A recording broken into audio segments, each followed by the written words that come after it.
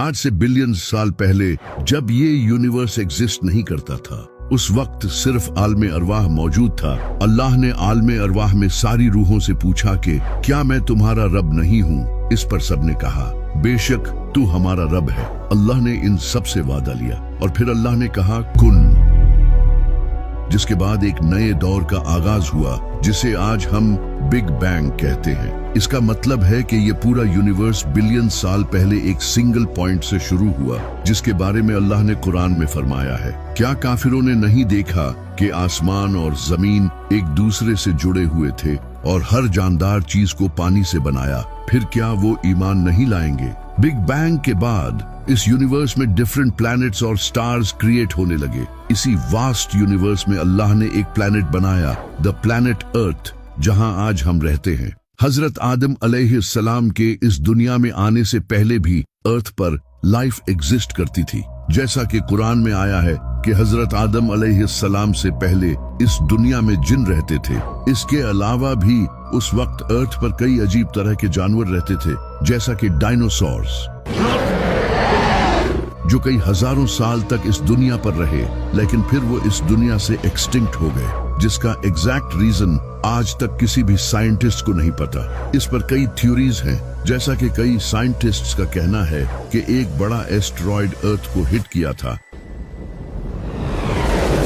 जहां आज Mexico city है, जिसकी वजह से सारे डायनासोर्स खत्म हो गए। जबकि कुछ का कहना है कि वो फूड चेन डिसरप्शन या फिर क्लाइमेट चेंज की वजह से एक्सटिंक्ट हुए थे। लेकिन ये कंफर्म है कि इस दुनिया में डायनासोर्स एग्जिस्ट करते थे, क्योंकि हमारे पास इनकी एग्जिस्टेंस के कई एविडेंस मौजूद हैं। सिर्फ डायनासोर्स ही नहीं, बल्कि इनके अलावा भी कई और स्पीशीज अर्थ पर रहती थी, जिनमें से कई स्पीशीज तो आज भी एग्जिस्ट करती हैं, और कई स्पीशीज का जिक्र इस्लामी बुक्स में भी किया गया है, जैसा कि एक बहुत ही फेमस इस्लामी बुक अल बिदाया वन नहाया।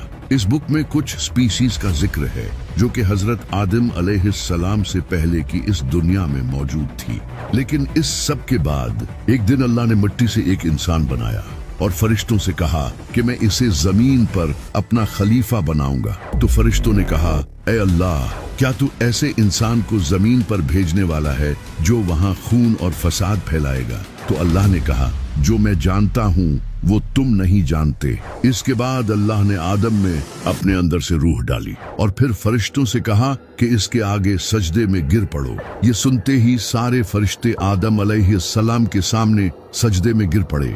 लेकिन इन फरिश्तों में एक जिन भी मौजूद था जिसने सजदा करने से इनकार कर दिया, जिसका नाम था शैतान। अल्लाह ने पूछा, ऐ शैतान, तूने ऐसा क्यों किया? तो शैतान ने कहा कि ये मिट्टी से बना है और मैं आग से, मैं इससे बेहतर हूँ, इसलिए मैं इसे सजदा नहीं करूंगा। अल्लाह को इसकी इस बात पर गुस्सा आया और फरमाया, ऐ शैतान, यहाँ से निकल जा, अब क़यामत तक तुझ पर लानत होती रहेगी। तो शैतान ने कहा, ऐ अल्लाह, तू मुझे क़यामत तक मोहलत दे, मैं तेरे बंदों को तेरे रास्ते से रोकूंगा। तो अल्लाह ने कहा, ऐ शैतान, जा, तुझे मोहलत दी, लेकिन एक बात याद रख, जो मेरे मुखलिस बंदे होंगे उन पर तेरा जोर नहीं चलेगा। इसके बाद शैतान को क़यामत तक की मोहलत दे दी गई।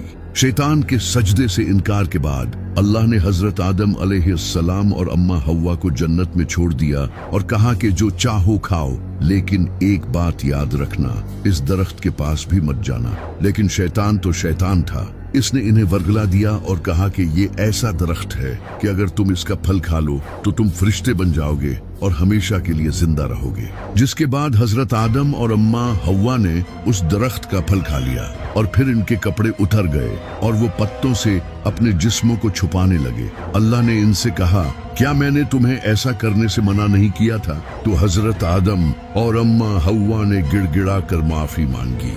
अल्लाह ने फरमाया, अब यहाँ से निकल जाओ। इसके बाद क़यामत तक के लिए इंसानियत का इम्तिहान शुरू हुआ,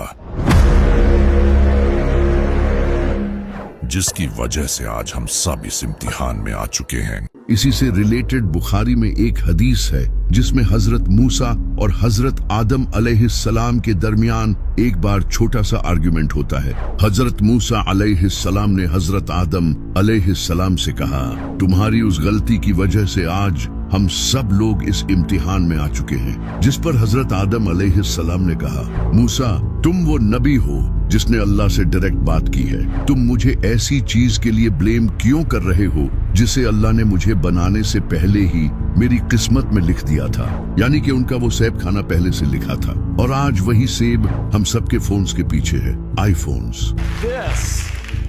iPhone XS।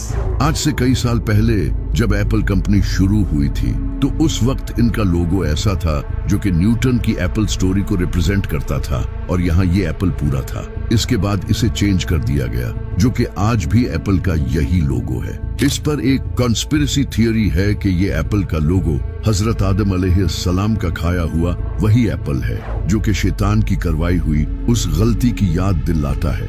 इसी पर एक अमेरिकन रैपर पिटबुल जो कि बहुत ही फेमस रैपर है, इसने एक पॉडकास्ट में इसी थियरी को रिवील किया था। Check it out. Out of the Bible, one of the most famous stories is what? Is Adam and Eve. What did Eve bite? She bit the apple. Look at the logo on your phones. इसी वजह से pitbull आज भी blackberry का phone use करता है जो कि काफी आउटडेटेड है। कुरान में एवोल्यूशन ही है, यानी कि हजरत आदम अलैहिस्सलाम का जन्नत से इस दुनिया में आने से मुराद अपनी हैवानी शक्ल से इंसानी शक्ल में आना है। और इनकी ये बात काफी हद तक ठीक भी लगती है क्योंकि कुरान में भी कुछ ऐसी आयात मिलती हैं जिनमें एवोल्यूशन की तरफ हमें हिंट मिलता है। जैसा कि कुरान में अल्लाह ने फरमाया है कि हमने इंसान को स्टेजेस में बनाया है जो कि एवोल्यूशन भी हो सकता है, जिस तरह इंसान भी स्टेजेस में ही बंदर से इंसान बना है। इसके अलावा अल्लाह ने कुरान में फरमाया है कि हमने कई जानदार पानी से पैदा किए हैं, ये भी एवोल्यूशन हो सकता है। इसके अलावा नबी सल्लल्लाहु अलैहि वसल्लम की भी हदीस है, आपने फरमाया अल्लाह ने हजरत आदम अलैहिस्सलाम को 60 हाथ लंबा बनाया था, लेकिन बाद में इंसानों की हाइट टाइम टू टाइम कम होती गई जो कि ऑफ कोर्स इवोल्यूशन के थ्रू ही हुआ था। लेकिन दूसरी तरफ कई स्कॉलर्स इस इवोल्यूशन थ्योरी को नहीं मानते। सिर्फ स्कॉलर्स ही नहीं बल्कि कई साइंटिस्ट खुद इस इवोल्यूशन थ्योरी को नहीं मानते क्योंकि ये इवोल्यूशन थ्योरी अभी तक जस्ट एक थ्योरी है, यानी कि ऐसा होने के चांसेस हैं लेकिन ये कंफर्म नहीं है क्योंकि इस इवोल्यूशन थ्योरी में कई फ्लॉज हैं, जैसा कि lack of transitional fossils, lack of observable macro evolution, irreducible complexity और जेनेटिक एंट्रोपी। इन सब के अलावा भी इस थ्योरी में और बहुत से फ्लॉज हैं। इस वजह से बहुत से साइंटिस्ट्स इस थ्योरी में बिलीव नहीं करते। अब सच क्या है ये तो साइंटिस्ट नहीं जानते, ये सिर्फ अल्लाह जानता है।